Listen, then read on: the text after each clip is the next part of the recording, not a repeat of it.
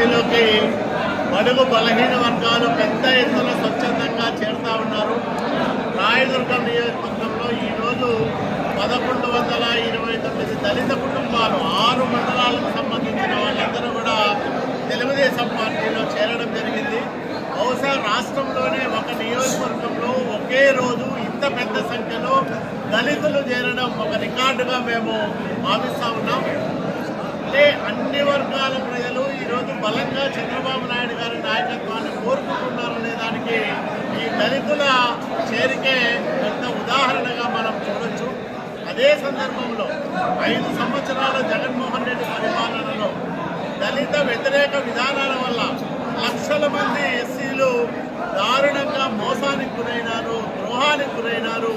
ఎన్నికల ముందు ఒక మాట చెప్పి అధికారం వచ్చిన తర్వాత దళితులపైన నిర్దాక్షిణ్యంగా అణచివేసే కార్యక్రమాలు చేస్తూ ఉంది వైసీపీ పార్టీ.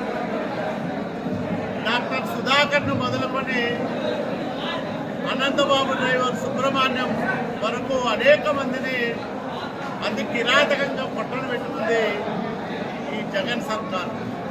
27 దళిత సంక్షేమ కార్యక్రమాలను రద్దు చేసింది.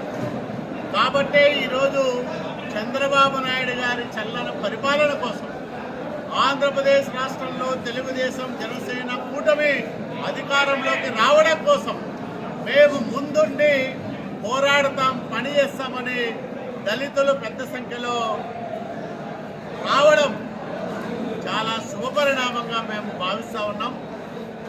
అనేక కుటుంబాలు ఈరోజు పార్టీలో చేరడం వల్ల వైసీపీలో దళితుల సంఖ్య చాలా తగ్గిపోయింది. అంటే ఆ పార్టీని ఎవరు కూడా నమ్మే పరిస్థితుల్లో లేరు. తెలుగుదేశం బలహీన వర్గాల పార్టీ, బడుగుల పార్టీ. దళితులు, మైనార్టీలు, బీసీలు, మహిళలు వీళ్ళందరూ కూడా తెలుగుదేశం పార్టీకి బాసటగా నిలబడ్డం మనం ప్రతి చోట చూస్తూ ఉన్నాం. వీళ్ళందరి రాకతో రాయదుర్గం నియోజకవర్గంలో 50,000కు తగ్గకుండా మెజార్టీతో నేను విజయం సాధిస్తాననే బలమైన నమ్మకం, విశ్వాసం నాకు కలుగుతూ ఉంది.